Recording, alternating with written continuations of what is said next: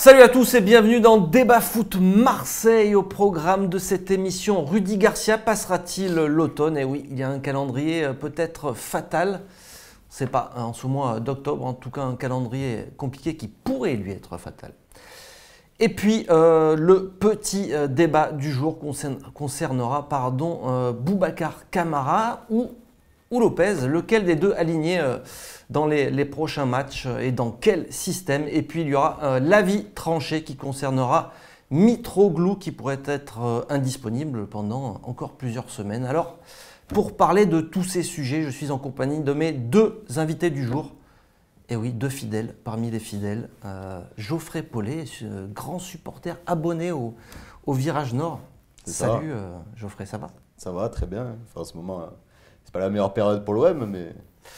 Et on va quand même en parler. On s'ennuie toujours. Et puis à côté, un habitué aussi. Ouais, moi, forcément, invité c'est un peu l'invité, survendre quand même. L'invité d'honneur, Mourad Hertz, voilà, journaliste pour Football Club de Marseille. Toi, tu as dû suivre un club où on faisait beaucoup de com ces derniers temps. C'est vrai? Non, pas du tout. Ok. Alors on y va tout de suite pour l'avis tranché. Ton avis tranché sur Mitroglou, c'est ça? Sur Konstantinos, ce bon vieux Konstantinos. Allez, on y va, c'est parti, c'est l'avis tranché, c'est tout de suite.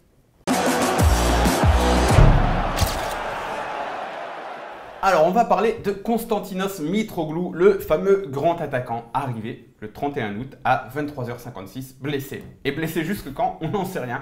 RMC hier nous apprenait qu'il serait blessé encore quelques semaines. Ça a été un peu tempéré par la Provence et l'équipe qui, eux, pensent qu'il sera dispo pour le match contre Salzbourg. Dans tous les cas, on nous l'a vendu le lendemain, le 1er septembre, en conférence de presse. Ah non, mais c'est pas du tout un panic buy, comme il l'a très bien dit. On lui a pas du tout dit de le dire. Hein.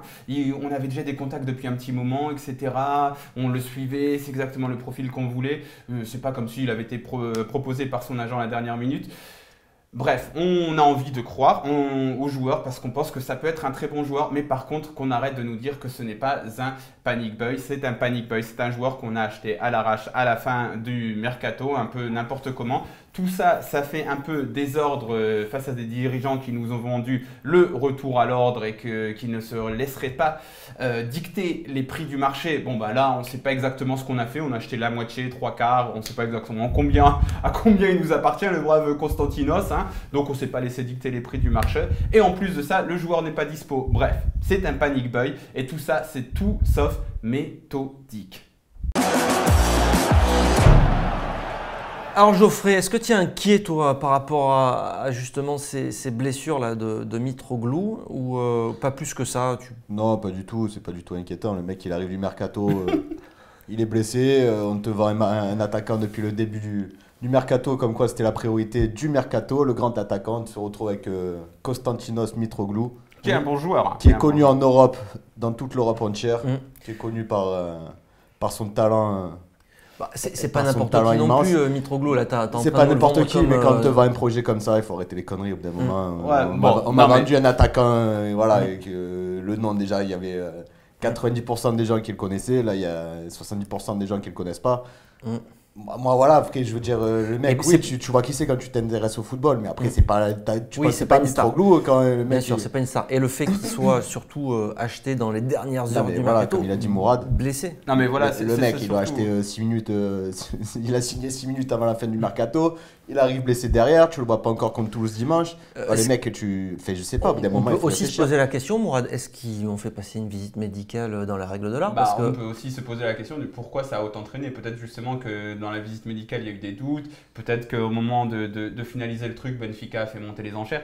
On ne le saura sans doute ça que dans quelques années quand les langues se délieront. Mais pour le moment, ce qui est certain, c'est que voilà, comme tu l'as dit, on nous avait vendu un attaquant, etc. Même si on ne nous l'avait pas vendu, on savait que c'était un poste prioritaire. Parce que la com, voilà, bon, on va arrêter d'en parler parce que c'est un désastre. Donc on savait que c'était un poste prioritaire. En conférence de presse, on nous a toujours dit… Poste prioritaire et en plus… Ils en parlent depuis le mois de janvier. Et voilà, c'est ça ressasser. Parce qu'ils en parlent, encore une fois, parce que la com, moi j'en ai marre d'en parler, mais de toute manière, la com, elle a tellement été bien ficelée qu'ils n'en parlent pas. Non, ils n'en parlent pas. C'est qu'ils en ont parlé à d'autres personnes et c'est sorti dans la presse. C'est comme la fameuse réunion des dirigeants, avec les dirigeants et les supporters. Enfin, si cette réunion elle n'existe pas, alors E.T. il existe peut-être. Le truc c'est que voilà, cette réunion elle existe, ce truc, mais eux ils en ont pas parlé publiquement. Par contre, donc ça il faut arrêter d'en parler parce qu'ils ont trop bien goupillé leur truc. Ce qui est certain, c'est que c'était une piste prioritaire techniquement, et que donc une piste prioritaire, eh ben tu gères le truc mieux que ça. Et là, tu l'as mal géré et que Mitroglou, c'est un panic boy, point. Alors, tu as mal géré cette piste prioritaire parce que tu t'es embrouillé entre ton directeur sportif et ton entraîneur, peut-être, parce que ton directeur sportif s'est mis d'accord avec 5000 mecs et que toi, tu voulais que ton Dieu Olivier Giroud. Dans tous les cas, tu as mal géré le truc et là, tu t'arrives avec un joueur qui est blessé, que tu as surpayé, que tu as payé un peu n'importe comment et ça, c'est un panique. Et puis en plus, tu te dis, bon, admettons, parce qu'aujourd'hui, l'équipe, la Provence, ont quand même l'air de dire qu'il va pouvoir être disponible jeudi prochain en Coupe d'Europe. Mais là encore, il peut y avoir danger là parce qu'ils se sont empressés de faire rejouer notre ami Abdenour. Bam, il s'est pété le premier match. Alors, il y a double danger, j'ai envie de dire. Parce que là, t'arrives déjà, t'es bientôt fin septembre. Donc, ton attaquant, tu l'as attendu depuis le début de Mercato. Donc, forcément, il n'a pas vu le mois d'août, que le championnat, il a repris le 8 août quand même. Donc, t'as attendu le 31 août pour avoir un attaquant qui, en plus, il est blessé. Donc, là, le mec, il va revenir en octobre. Enfin, bon, s'il revient jeudi prochain, mais et bon, puis, au meilleur de sa il forme, va être sur le banc. Donc, le mec, il va falloir qu'il s'intègre à l'équipe. Qui s'intègre au style de jeu de Garcia, enfin au style de jeu, entre parenthèses, parce qu'il n'y en a pas, qui s'intègre à l'équipe, le mec il va être bon quand en décembre, après la trêve. Donc voilà, ça fait encore repousser. Au final, lui, quelle case il a coché quoi? Parce que soi-disant, on cochait des petites cases là. Non, mais c'est grand, c'est-à-dire physique, expérimenté. D'accord, mais le mec il arrive blessé, donc il y a une case blessé, c'est pas grave. Alors blessé, c'est pas grave. Baka qui était bien physiquement et qu'il a encore planté ce week-end. Non, Baka, il fallait pas le prendre. Jovetic, on n'a pas travaillé dessus. Chicharito, pareil. Après, tu peux te dire au long terme.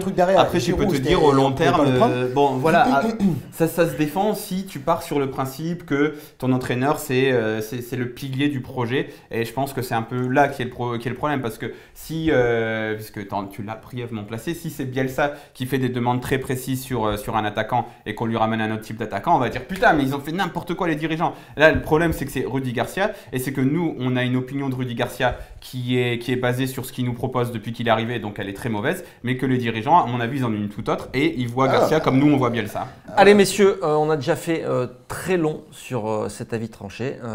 On va passer, si vous le voulez bien, au gros débat. Et justement, on parlait de Rudy Garcia. Eh ben, passera-t-il l'automne ou pas, Rudy Garcia?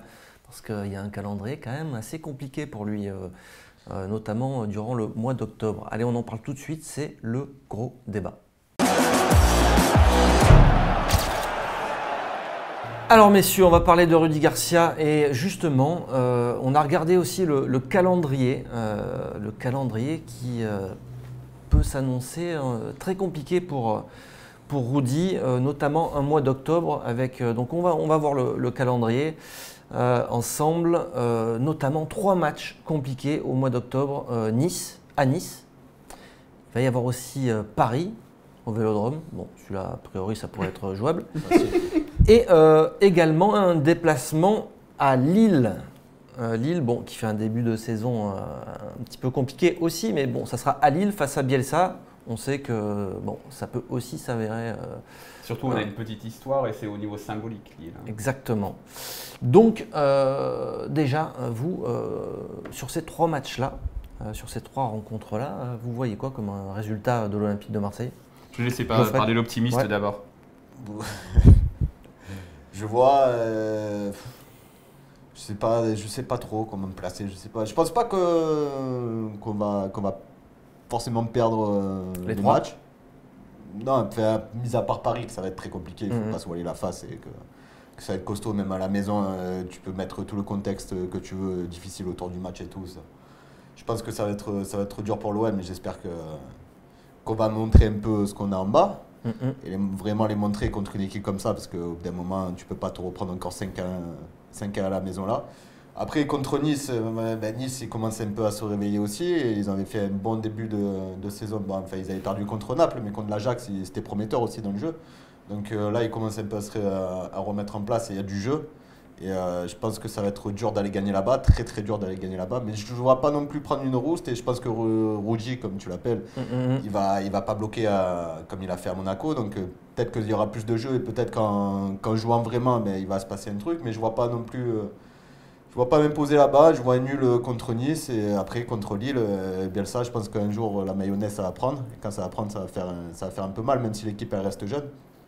Mais aller gagner là-bas, ça va être compliqué aussi. Mais après, voilà, je pense que nous aussi, on va se mettre en place. Mais tant qu'on n'a pas d'attaquant devant, ça sera compliqué. Il y a le NJ qui commence un peu à faire des choses. Mais après, c'est pas flagrant dans le jeu de beauté, quoi. Je pense que ça va dépendre aussi des 2 matchs qui arrivent là cette semaine, Toulouse et Salzbourg. Si on les gagne et que vraiment on est relancé, enfin, si on est lancé, on va dire. Ouais, plutôt, ouais. Parce qu'on n'a jamais été vraiment lancé cette saison. Si vraiment il se passe quelque chose dans le jeu, alors on a peut-être de l'espoir. Mais si on gagne Toulouse 2-1 avec un but à l'arrache ou un truc comme ça, ou en ayant un bon moment entre la 30e et la 45e minute, en se prenant un but en seconde période et en serrant les fesses jusqu'au bout, et que Salzbourg, on fait match nul, et qu'à mon avis, on arrive à Nice, on se fait exploser. Mais ça, j'ai envie de te dire, c'est le minimum, effectivement, le minimum du minimum pour arriver avec un petit peu de confiance à Nice. Mais ça, c'est pas assez. Parce que attention. Tu auras toujours dans la tête, dans l'esprit, les fessées que tu t'es pris sur tous les gros matchs, la manière dont tu les as abordés, Nice, la manière dont tu as joué, Nice, tu les as battus. Et du coup, tu vas forcément arriver, même si tu gagnes ces 2 matchs-là, avec tout ça en tête et une pression négative en fait, par rapport aussi… c'est là que Ruggi, c'est lui qui a fait les conneries, c'est lui qui… Parce que tactiquement, c'était n'importe quoi. Quand tu te prends des rousses comme ça, c'est pour moi, voilà, bon, tu as les joueurs qui sont en tort, mais il y a Ruggi aussi qui est derrière en tort. Donc là, les matchs qui arrivent, moi, c'est hors de question que tu te reprennes encore des fessées comme ça. Tu joues contre Nice, tu joues pas non plus contre le Real de Madrid. Tu vas jouer à Lille, tu ne vas pas jouer contre Barcelone. Et tu vas jouer Paris, que là, oui, c'est vrai que maintenant, européen. Mais bon, c'est un test et on va voir où on en est aussi. Mais au bout d'un moment, il faut poser les bonnes questions et jouer. C'est que tu as une chance de faire des résultats, bon, par contre le PSG peut-être, si tu arrives à créer un vrai élan dans le jeu. Si tu te contentes juste là… mais ça, Mourad, tu ne vas pas le créer en 2 matchs. Non, mais bon, tu as commencé déjà à te rassurer. Donc là, tu t'es rassuré. Ok, tu as gagné 2 matchs, tu t'es rassuré. Là, tu as 2 matchs qui viennent. Moi, maintenant, j'attends sur ces 2 matchs d'avoir quelque chose de cohérent. Pas de cohérent 20 minutes, de cohérent pendant tout le match où tu te dis « Ah, ok, ça marche et tout ». Parce qu'il faut créer un élan. Il faut créer un élan. À mon avis, si tu te contentes juste des résultats sur les 2 matchs à venir et tu te dis « Bon, ça va venir, on va tenir comme ça », à mon avis, tu vas au-devant de grandes déconvenues. Il va falloir muscler son jeu. Et pas au niveau des muscles, mais au niveau des pieds. Voilà, ce mois-là, c'est vraiment, comme on en parlait tout à l'heure en off, ça va être le test ultime quoi, pour lui. Hein. Et on va voir ce qui va se passer derrière. Mais moi, je vais le voir aussi sur le plan sportif, donc le résultat, mais surtout au niveau du jeu. Quoi. Au bout d'un moment, il faut que l'OM me refasse bander. Mais au niveau du jeu, il faut un élan, il faut quelque chose. Il faut qu'il y ait quelque chose de plus que des résultats. Tu vas gagner à Amiens, mais quelle horreur le match encore. C'est horrible. Quoi. Il y a pas mais si tu ne gagnes pas à Nice, si tu gagnes, c'est surtout ça va être celui-là, le match charnière peut-être. Si tu ne gagnes pas à Nice ou si tu ne fais pas un bon résultat, un bon nul, mais un vrai bon nul, tu vois, pas un nul… Tu joues contre un concurrent direct. Tu as joué, tu as montré quelque chose. Tu joues contre un concurrent direct au podium. Donc voilà, ça va être super compliqué parce que derrière tu as Paris, donc là tu es sûr de perdre. Et arriver à Lille, même si c'est pas un Lille flamboyant, arriver à Lille avec ces 2 contre-performances-là, là ça va être dangereux. Et puis c'est pour ça que Lille, on l'a mis dans le tas aussi. Parce que Lille, logiquement, là ça fait pas très très peur en ce début de saison. Mais si tu perds à Nice, tu as la trêve internationale derrière, 2 semaines pour ruminer, comme tu l'as fait avec Monaco. Si tu perds contre Paris, tu vas à Lille, les médias vont en faire des tonnes sur le retour, sur l'OM contre Bielsa, etc. Ça va faire un gros truc. Et comme Geoffrey l'a dit, moi aussi, je pense que ça va finir par prendre à Lille et qu'à un moment, il va y avoir du jeu, même s'ils n'ont pas d'avant-centre.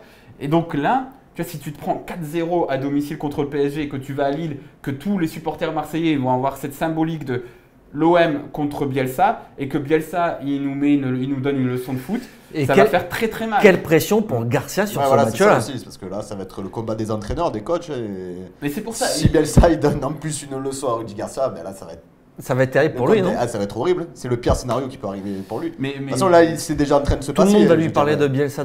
Et pourtant, Bielsa, il fait un début de saison aussi, il faut le dire, qui est très moyen avec son équipe. Mais forcément, il y aura le comparatif parce que c'est un entraîneur qui a fait vibrer les supporters, contrairement à Après, je pense que les deux équipes, c'est similaire. Là. Enfin, c'est vrai que eux, ils ont. Alors, est-ce qu'on peut quand même s'imaginer une seconde faire un résultat contre Paris, en étant vraiment très très optimiste, Mourad? Si tu as créé quelque chose de très bon sur les 2 matchs à venir, là tu t'es rassuré. Donc là on nous a dit, on s'est rassuré. Très bien, je veux bien l'entendre, tu dis on s'est rassuré. Je suis en train de lire un livre sur Guardiola, la métamorphose, et il parle d'un match que Guardiola il va gagner au Borussia Dortmund. Il avait plein de blessés et tout. Il joue ultra défensif, il gagne 1-0. À la fin, il va voir ses joueurs, il leur dit ouais c'est bien. En plus il y avait le retour de quelques joueurs. Et après en privé, il dit mais c'est un désastre si on continue à jouer comme ça. Moi je suis pas satisfait ce soir. Si on joue comme ça, on va rien gagner, on va au-devant de graves déconvenus. Donc Guardiola il l'a fait. Rudy Garcia maintenant, ok tu t'es rassuré, tu as joué 2 matchs très mal, mais en gagnant des points. Maintenant, il faut passer à la suite parce que si tu restes dans cette routine de non, mais ça va, on limite la casse, on prend des points, quand tu vas avoir des vrais gros tests, le crash test, tu vas pas le passer et ça va exploser. Et voilà, donc il faut créer quelque chose. Là. Tu t'imagines, toi, faire un résultat concrètement? Moi, je suis supporter de l'OM. Si je vais au stade, j'y serai le 22 octobre. C'est pour voilà. Ça fait quoi? Ça fait plus de 10 ans maintenant. Ça fait, enfin, pas 10 ans, mais ça fait combien de matchs? Plus de 10 matchs. Ça fait pas. Je me suis. Forcément, je vais aller au stade. Ça fait plus d'une dizaine de matchs. Peu importe combien il y a. Après, ça a changé d'équipe. En fait, c'est pas pareil. Mais forcément, moi, je vais au stade. C'est pas pour faire un nul ou pour perdre. J'ai envie de voir un truc, du jeu. Après, ça reste un match de foot. Il y a 90 minutes, donc il peut tout se passer aussi. Mais il peut tout se passer si l'équipe donne l'envie, parce qu'il faut jouer en face avec l'envie. Il faut provoquer. Avec un Adil Rami qui a envoyé un petit message à Neymar, j'ai vu, c'était sur le plateau de la chaîne L'équipe, quand il était là-bas. Il fallait être rugueux. Après, Adil Rami, en plus, il donne satisfaction et c'est quelqu'un qui fait plaisir à voir sur le terrain parce que.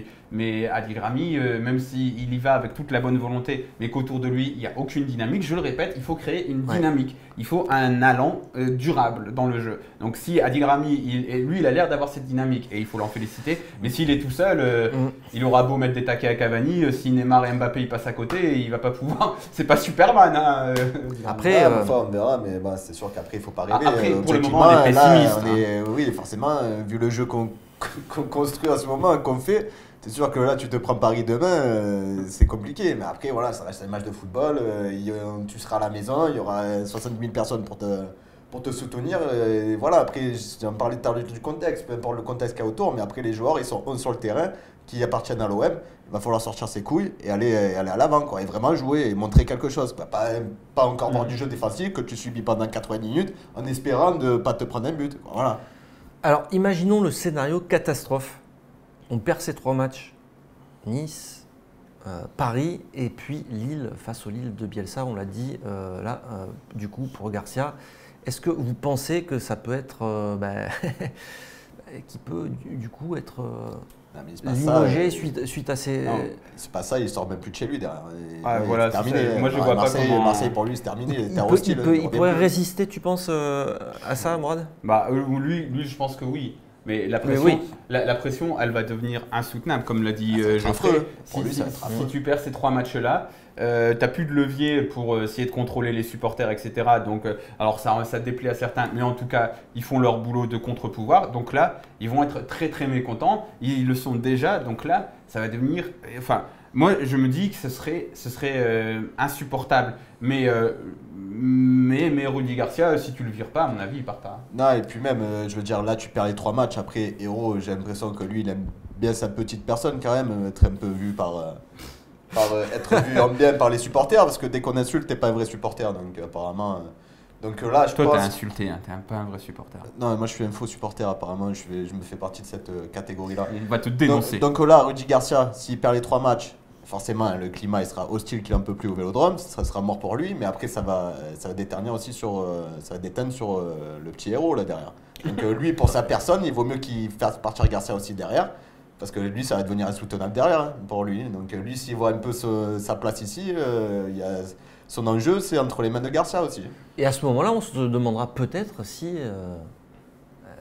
c'est pas un petit peu trop tard de licencier mais tu vois, là, tu te mets dans la merde tout seul. Octobre, tu te retrouves avec est-ce que cette décision-là, finalement, on avait fait un débat là-dessus, faut-il se séparer de Garcia dès le début du mois de septembre, finalement, parce que il y a quand même des indicateurs, énormément d'indicateurs. Tu peux pas le faire, mais pourquoi pas? Mais si tu gagnes, ça te fait gagner du temps. On a tous souhaité, peut-être. Ça te fait gagner du temps aussi. Tous, peut-être pas. Mais regarde, mais là, on est dans un scénario catastrophe, encore une fois. Tu peux pas le faire ça. T'as l'équipe à Garcia. Mais il faut prendre le truc dans sa globalité. Donc déjà, encore une fois, je le répète, il faut une dynamique dans le foot. Nice, t'en parles. Nice, ils ont commencé plutôt bien, mais ça allait pas tout à fait parce qu'il y avait des trucs et tout. Là, ils sont sur une dynamique. Ils progressent. Nous, si on progresse pas, mais qu'on voit ça, qu'on gère l'équipe d'une manière complètement la gestion d'entreprise, c'est-à-dire oui, mais ça va, tu vas battre Strasbourg, oui, mais tu vas battre Amiens, donc tu as des résultats, et que tu vois simplement les chiffres,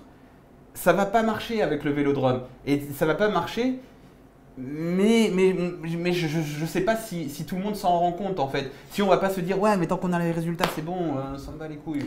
Mais est-ce que des résultats positifs face à des petites équipes, ça peut être son... Non, on n'a rien à foutre, c'est pas ça.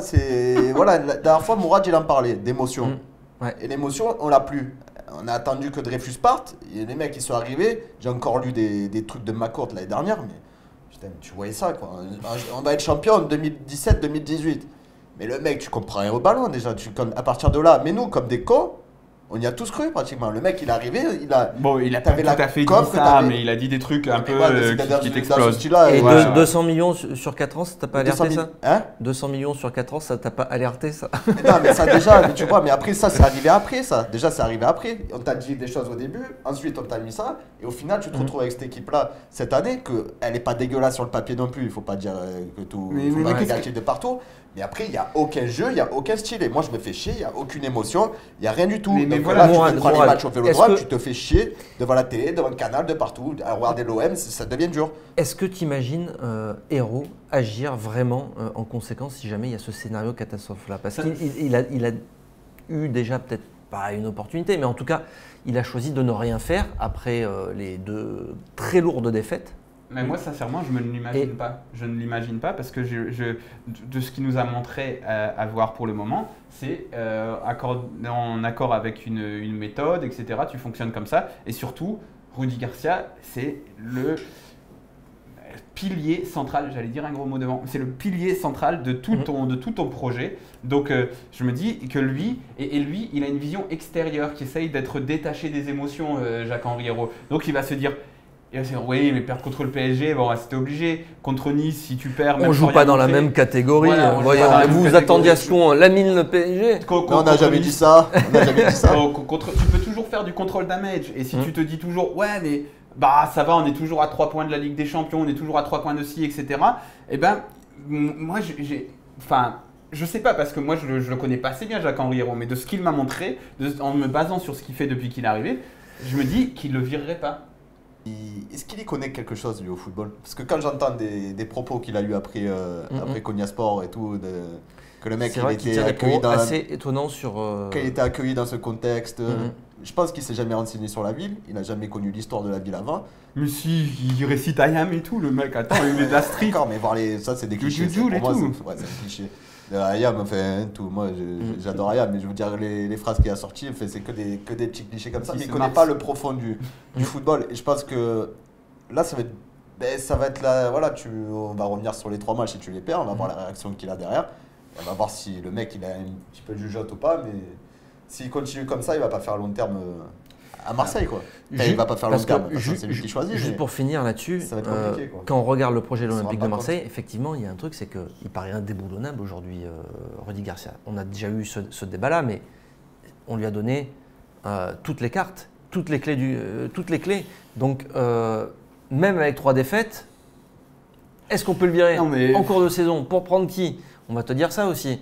Et puis on va te dire… Le débat, il sera même plus à ce niveau-là, sincèrement. Il faudra agir, simplement trancher et montrer qu'il… Est-ce que tu restes sur ta ligne? Non, est-ce que tu restes sur ta ligne de conduite et tu te dis, tu conduis vraiment le club comme un truc ennuyeux, comme une PME de banlieue parisienne? Ou est-ce que tu te dis, tu remets un peu d'émotion dans le truc, machin, et que tu te dis, bon, la meilleure solution pour sauver ma saison, c'est ça? Ou est-ce que tu es vraiment calculateur et tu te dis non, mais avec Rudy, je vais garder, avoir des succès contre Amiens, contre Konyasport, me faire éliminer en 16e de finale de l'Europa League, c'est pas grave. Voilà, mais en fait, Et on finira gentiment 4e ou 5e, on sera peut-être dans les objectifs.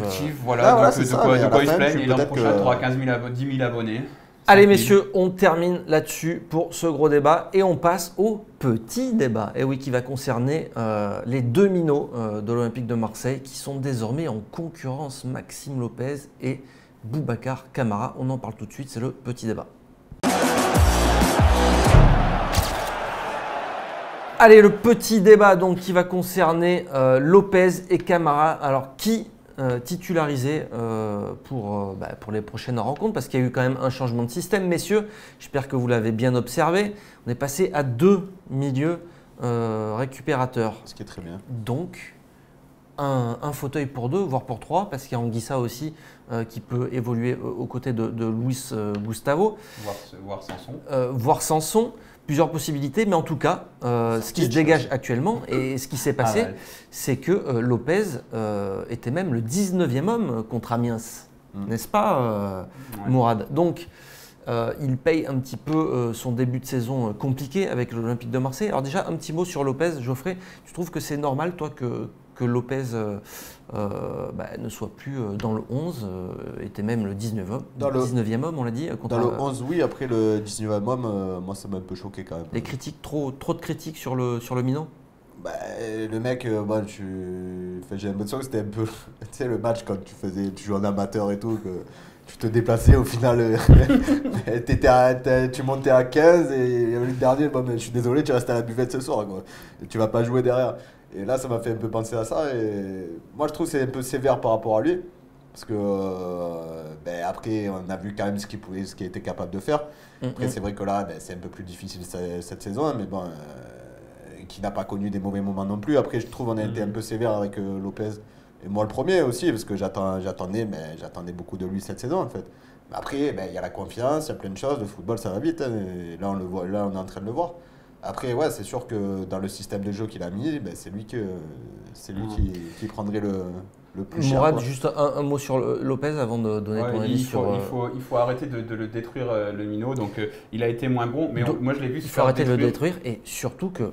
Il est amené à prendre la place d'Iniesta d'ici 1 ou 2 ans. Donc il faut le faire jouer, le petit. Mais gardons les pieds sur terre. Mais on n'en a pas eu tous les ans des minots qui avaient son talent. Et lui, il a du talent et il nous a déjà prouvé quelque chose. Donc il nous a prouvé quelque chose. C'est très rare à l'Olympique de Marseille. Est-ce que c'est pas le système de jeu qui l'a détruit plutôt? Et il sort de quelques mauvaises performances. Directement, on dit ah mais il est complètement bidon, il a pris la grosse tête, etc. Et comme tu dis, il y a le système de jeu, il y a une équipe qui jouait absolument pas au ballon. On lui demandait de défendre par moment alors que c'est pas un joueur défensif. Donc voilà quoi. Il faut, si on veut lancer des jeunes au long terme, il faut aussi avoir un peu de patience, mieux les traiter. Pour moi, Lopez c'est un des joyaux de notre Après, programme. On était tous d'accord pour dire qu'il fallait le faire souffler parce qu'il avançait plus trop. Il a fait quand même des matchs un petit peu compliqués. Donc, quand même ça. On était aussi tous d'accord pour dire qu'il fallait le faire souffler. Donc quand Garcia le fait souffler, on ne va pas dire c'est pas normal. Non, mais le faire souffler, pourquoi pas, mais pas le détruire. Simplement. Voilà. Lopez, pour moi, c'est un style de créateur de jeu. Et là, il était vraiment bas sur le terrain, trop bas à mon goût. Quand on le voyait récupérer des ballons dessous de la ligne médiane, je me disais putain, mais pourquoi il descend aussi bas? Après, voilà, il avait des consignes. Voilà, il n'est pas costaud non plus. Je veux dire, pour attisser des ballons, il n'y a pas besoin d'être costaud, mais il faut avoir un très très gros volume de jeu. Il faut faire un choix parce que dans ce système-là, on a vu aussi que ça ne fonctionnait pas avec Sanson. On n'a pas vraiment vu. Ça marchait pas non plus. On l'a vu depuis le mois de janvier. C'était trop raide les 3. Mais il y a des matchs quand même depuis le mois de janvier. Le problème, encore une fois, encore et toujours, je vous renvoie aux fameuses pass maps de 11 Stegen 11 regardez les passes, des fois c'est fou quoi, tu n'arrives plus à distinguer Germain, Sanson, Payet au début de saison parce qu'ils se marchent dessus, ils se marchaient dessus et donc voilà, il y a des profils pas assez différents, pas assez variés et donc Lopez il a peut-être fait des mauvais matchs, il a peut-être fait des trucs, des fois dans son jeu il a des petits trucs énervants et tout, mais il a 19-20 ans, il a fait une demi-saison extraordinaire l'an dernier. Il sort de l'équipe, d'accord, mais ne le détruisons pas. C'est un très bon Mio. On espère qu'il va aller très haut. Bien sûr, moi et donc la question qu'on se pose, parce que c'est le petit débat, donc on va essayer de faire moins long que le gros débat. La question qu'on se pose, c'est Lopez ou Camara, parce que Camara aussi a fait un match très intéressant avec donc ce nouveau système de jeu. Donc forcément, un Camara, il joue plus à sa place. Donc forcément, un Camara, il a plus de chances. Et encore, parce qu'il est défenseur central. Oui, mais bon, je veux dire, là, il a plus de chances quand même de s'imposer en 6 qu'à Lopez. Donc on me parle, Camara ou Lopez. Et Camara, il est, on va dire, entre guillemets, à sa place. Lopez, il n'était pas à sa place. Aujourd'hui, toi, tu continuerais avec Camara dans ce système de jeu-là Camara, oui, je le garde là, ça a marché. Je pense que lui, il est à sa place, il est dans son style, il est serein quand il a le ballon. Enfin, voilà, le mec, il m'a fait plaisir. On ne va pas mettre Lopez à la place de Camara. Mais encore une fois, je suis d'accord avec toi, ce que tu dis, c'est plus le profil adapté, mais ne nous enflammons pas non plus sur Camara. Non, bien sûr. Parce que si on s'enflamme sur 2 mois et qu'on dit putain, maintenant il faut qu'il soit titulaire à tous les matchs et que dans 2 mois il a un creux parce que les équipes adverses ils auront compris comment on joue et ils vont le bloquer et qu'il sera nul, on va dire oh mais Camara faut le brûler, mais c'est quoi ce joueur en bois? Non, c'est Camara, après voilà, j'ai eu la chance de le voir l'année dernière aussi, j'avais suivi un peu leur parcours en Gambardella et tout. Et là, ce que j'ai vu au match de préparation, que quand même au niveau ballon, le mec, comme Lopez, il a du ballon. Oui, comme Lopez. D'une manière différente, dans un registre différent. Là, Camara est à sa place, joue à sa place. Face à Toulouse, Camara plutôt que Lopez, on reste en 4-2-3-1. Mourad? Je pense que là, de toute manière, on ne va pas changer de système. Non, à domicile. non, il va la garder. Et puis, je ne pense pas que ce soit le meilleur moment de relancer Lopez. Peut-être. Le meilleur moment, c'est quoi? C'est PSG? Non, c'est si tu gagnes. Pour changer de système une nouvelle fois. Si tu gagnes, tu le fais rentrer. Après, quand tu vas jouer à Strasbourg, tu fais peut-être souffler. Enfin, bon, il aura soufflé 2 semaines logiquement vu qu'il va pas aller en équipe de France, Payet. Mais tu le fais peut-être jouer à la place de Payet, parce que là, la place. Donc finalement, Lopez, ça serait plus c'est un meneur de jeu. Je veux dire, les équipes de jeunes. Remplaçant Payet. Remplaçant Payet. Ouais, moi je pense aussi c'est censé être un remplaçant de Payet. Et Payet, il n'est pas toujours au top, donc ce serait bien aussi des fois de le voir. Petit mot, je sais que c'est pas dans le débat. Petit mot sur Payet, j'avais prévenu aussi avant que Payet avait intérêt quand il revenait d'être bon. Là, il n'est pas et ça commence à être compliqué. Et moi, il commence vraiment à me gonfler parce qu'on a mis 30 millions sur ce joueur pour qu'il revienne. Alors oui, il flambait peut-être à West Ham où il était bon. Il a fait un bon Euro aussi. Mais au bout d'un moment, réveille-toi. Et là, j'ai l'impression qu'il repart comme il a fait la moitié de sa carrière. 6 mois bon, 6 mois mauvais, 6 mois bon, 6 mois mauvais. Et c'est intéressant que tu dis ça. Et c'est intéressant que tu dis ça. Là, il a intérêt à Payet, il a été bon avec 2 coachs qui étaient un peu ses mentors, Bielsa et Slaven Bilic. Et là, avec Rudy Garcia… Il finit meilleur passeur de Ligue 1 avec Rudy Garcia. Non, mais avec Garcia. Avec Garcia, 12 buts, 12 passes décisives. Mais, double-double. Mais demande aux supporters lillois, ils vont te dire exactement ce qu'il vient de dire. Il était complètement irrégulier. Il avait été sifflé en début de saison, après il était devenu bon, après il était devenu mauvais. En fait, les périodes où il flambait, il te marquait 2-3 buts, etc. Moi, je me souviens que j'avais vu un match au stade. Et même avec Bielsa, il a eu une période creuse, ça a duré un petit peu moins longtemps, mais il a eu 2-3 mois. D'ailleurs, Bielsa l'a renvoyé. Mais tous les joueurs, mais le truc, c'est qu'il faut être régulier dans les matchs, régulier dans… Allez, messieurs, on arrive. Eh oui, malheureusement, tout a une fin, même cette émission fantastique. Donc on en parlera la prochaine fois dans un autre débat. Il est temps de dire au revoir à tout le monde et surtout, on se retrouve dès lundi pour une nouvelle émission. Espérons que l'OM s'impose dimanche, contre Toulouse. On débriefera la rencontre et puis on parlera de tout ça. Merci à tous encore. On se donne rendez-vous lundi. Ciao, ciao.